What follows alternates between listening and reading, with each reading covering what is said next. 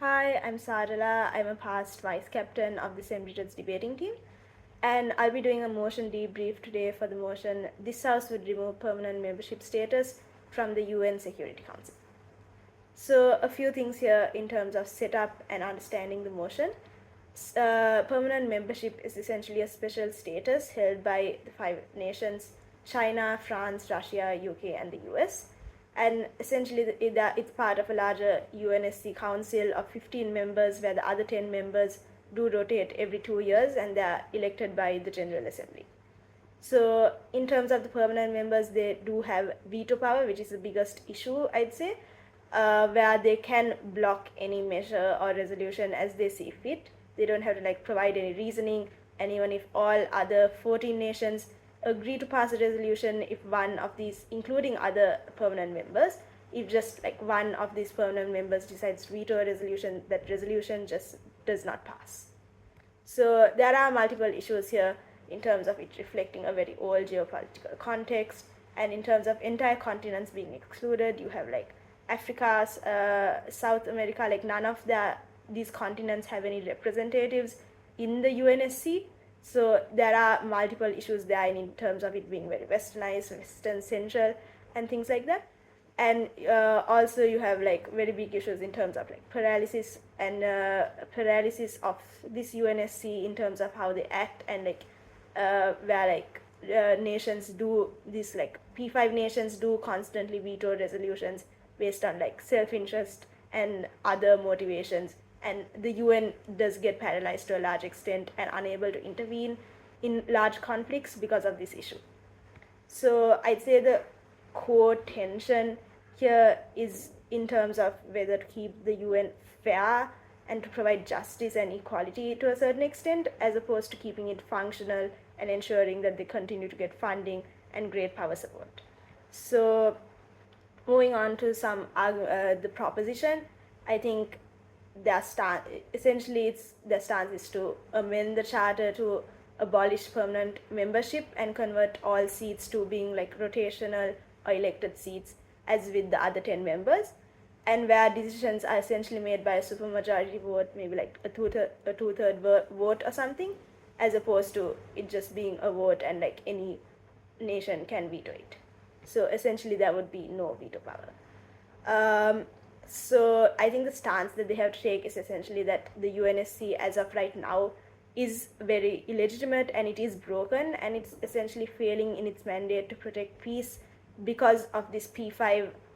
power to veto whatever resolution they want. So as proposition, I think you can have three arguments here. The first is on equality and legitimacy, the second is on political deadlock, and the third is on accountability. So in terms of equality and legitimacy, there are two prongs here. First, in terms of the geopolitical order that is reflected in the P5 nations no longer being applicable today. Because if you take a country like France, for example, there is no, even at the point where this P5 nation and the UNSC was created, France did have a lot of power post World War II and whatnot. But if you look at the world order right now, there is no real reasoning as to why France, or maybe even France, for example, has this veto power, but not India, which is the largest democracy in the world, and it does have a lot of economic power and even influential power within the region, or even a country like Nigeria, which is the largest economy. So there is no real justification as to why certain countries have this veto power and certain other countries don't have this veto power, especially when you look at the world right now, where emerging major powers don't have this special power of veto power. And again, you can't really adapt this to make room for new nations either, because you're going to have a lot of issues. Because the thing is that this you can't decide, oh, okay, so let's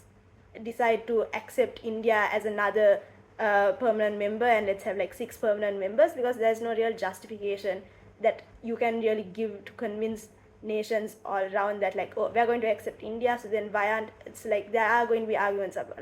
why can't you accept Pakistan as well, which does have a lot of power in the world right now, or okay, why not accept Brazil, or why not accept Nigeria. So that list does go on, and it's the entire point of this veto power is based on it being a special power that is given only to a few nations. You can't have, like, having more states that have a veto power doesn't really resolve the issue, but it's rather going to lead to more paralysis, because if you have like 10 states that have the veto power, you're just going to have more and more interest coming into play that's blocking the UN from taking decisions more and more, because you're going to have a much more diverse array of special interests, and these nations,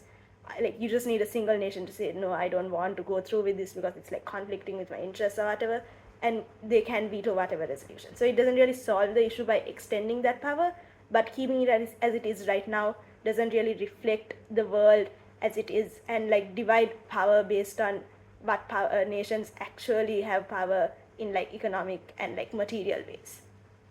So second prong here is in terms of representation. So this is more a legitimacy argument, where the UN as of right now, especially in like the global south and whatever, it is suffering a certain crisis of legitimacy, where decisions by the UN are viewed as very Western central, or like even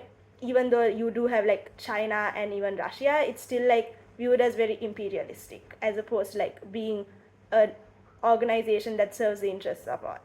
So like even in like Sri Lanka and India, you can see there's this like kind of growing resentment towards UN and like Western institutions and things like that, and even towards like great powers in general, such as like China or Russia, where you see this like where they do identify that there is this certain embedded institutional power within these institutions that is biased towards these countries, and like most nations in the global south do have this kind of growing resentment in this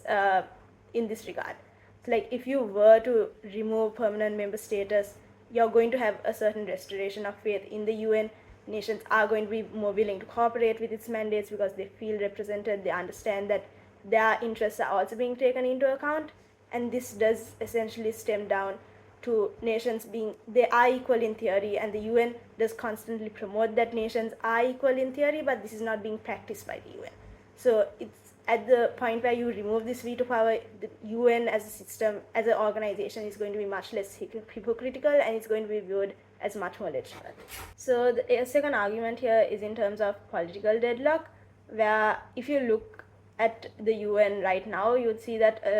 the P5 nations, if they have a certain interest in a certain conflict that's going on right now, and they decide that they don't want to pass a resolution, that resolution is essentially not going to be passed. And you see this in terms of like the Russia-Ukraine conflict, where Russia vetoed resolutions where that was in its own self-interest, and a conflict where it was directly involved in. And you also see this with things like Gaza conflict, where US has vetoed resolutions, and even in like Syrian conflicts where Russia and US both vetoed resolutions.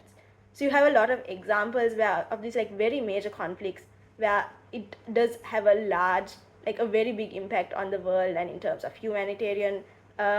conflicts and whatnot, where these P5 nations constantly veto resolutions that could resolve the conflict because of like various other self-interests and whatever, which do come into play. So as of right now, when you look at the UN, it's essentially unable to fulfill its very purpose of being, where the UN is being viewed as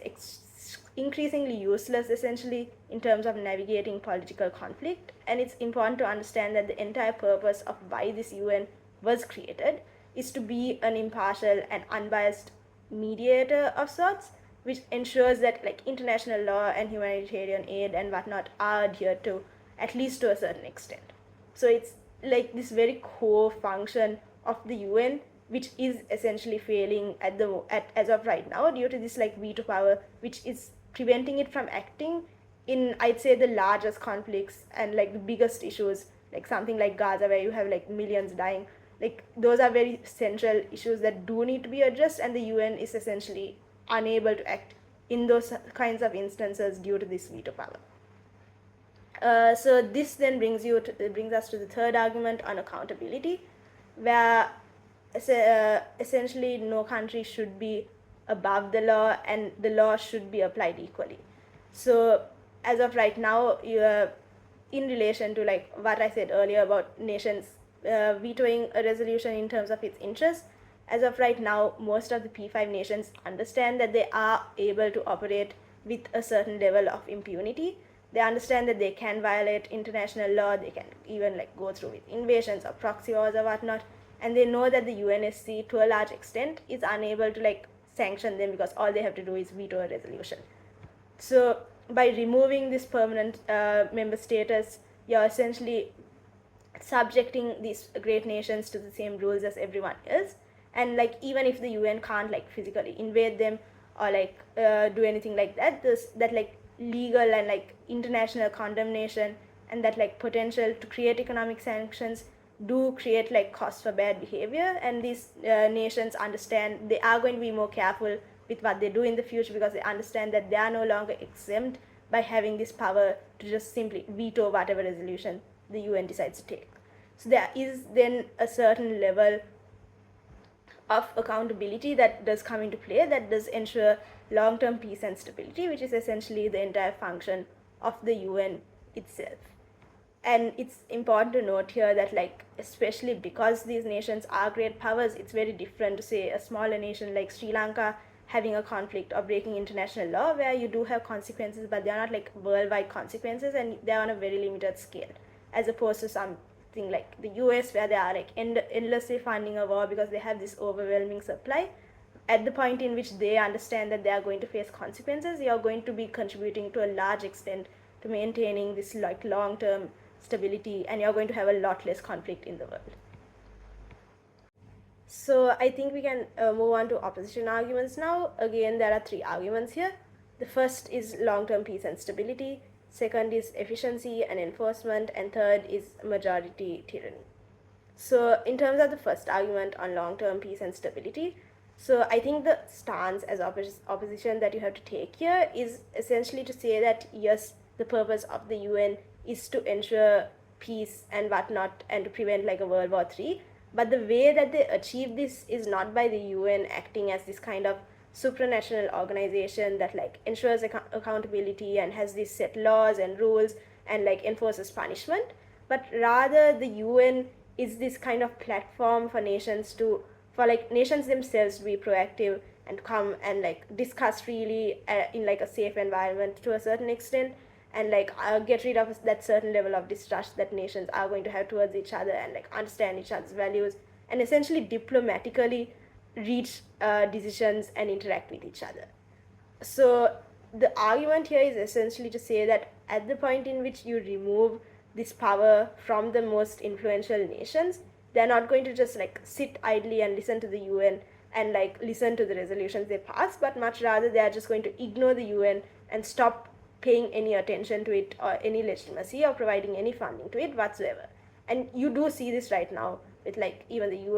US leaving organizations like WHO and reducing funding for like the UN and whatnot, because the fact is that the UN is no longer serving US interests. The point here is that great powers, these P5 nations are great powers and they do have a lot of influence and they do have a lot of personal power in terms of like economic power and military power and whatnot. So,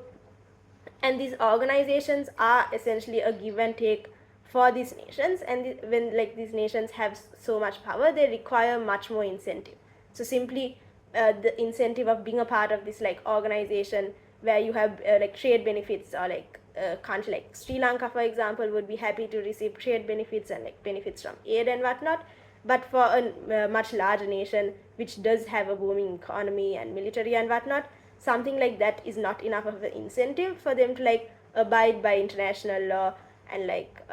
listen to resolutions that go directly against its interests. So they are essentially going to leave this organization, and then that is when you like lose this platform where nations are able to interact and diplomatically come to agreements. Because like if for example the UN votes against the interests of like China or the US, they're not going to like simply accept that resolution, but much rather they are going to either leave the UN or they are going to like take a much more forceful stance, like if much more forceful stance. So the veto here is then important for two reasons essentially. The first is that it allows great powers to like diplomatically come to conclusions as opposed to taking like more military based approaches, and second, it prevents the UN from reaching decisions that it cannot actually enforce. So this is a more legitimacy based argument where it's much better for a resolution to be vetoed in session as opposed to them giving out a resolution and then a nation just blatantly ignores it, which is what's going to happen for these P5 nations, because these P5 nations have no incentive to listen. So that's going to lead to a very big loss of legitimacy in terms of the UN, where the UN is constantly giving out rulings, giving out resolutions, and these nations are just blatantly ignoring it and doing whatever they want. So this then leads to the second argument on efficiency and enforcement, and this is then linked to like the issues on funding and whatnot, which is going to happen when the UN is like giving when the UN is giving decisions which directly go against the nation's interests. These nations are going to leave. They're going to reduce their funding because this organization is no longer serving their interests. So at that point, the point here is essentially to say that like resolutions within the UN are essentially going to be useless if they lack the military and economic muscle to kind of enforce them. And they are going to lack this when the P5 nations leave and when these organizations are no longer serving their interests and these P5 nations are no longer providing funding and providing military strength and whatnot, because they do contribute the majority amount of like military and logistics and economic power to this organization. So like even for like a peacekeeping mission, for example, you're not going to have the funding to send out a peacekeeping mission. You're not going to have troops to send out a peacekeeping mission. You're going to have this very big lack of resources to actually enforce whatever decision you make, and a resolution by itself isn't going to have any value. And this is going to be in addition to the loss of legitimacy that does occur when these like major nations leave these organizations and stop giving so much attention to these organizations. So what's going to happen in the long run is that this UNSC is going to kind of lose legitimacy, and in addition, it's in the long run it's actually going to fail in its purpose and fail in its legitimacy, because it's going to lose their power and standing in the international arena, because the largest nations aren't going to support this institution. They're not going to fund this institution, and there's no way for them to have like even as an organization enforce any real actionable benefits or punishments or whatnot. So it's going to essentially fade out over time.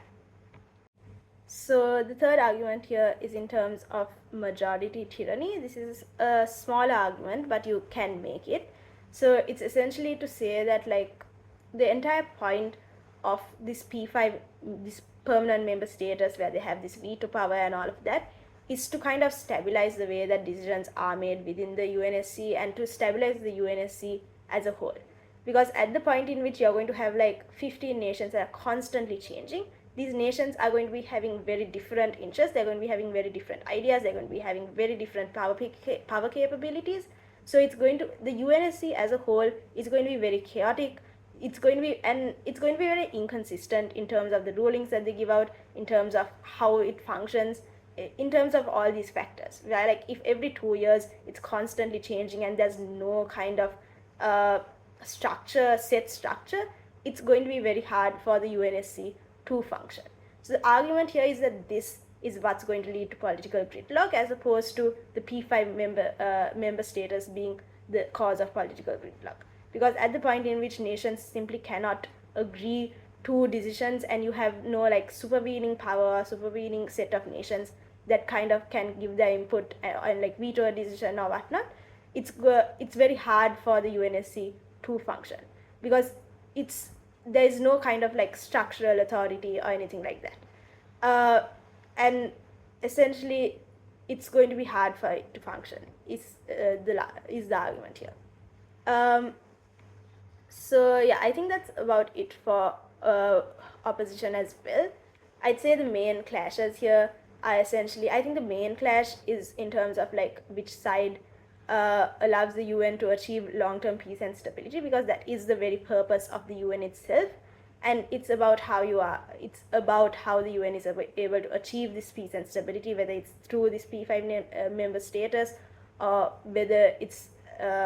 through it acting as this like supranational body. And the second clash is like, you have other clashes like in terms of like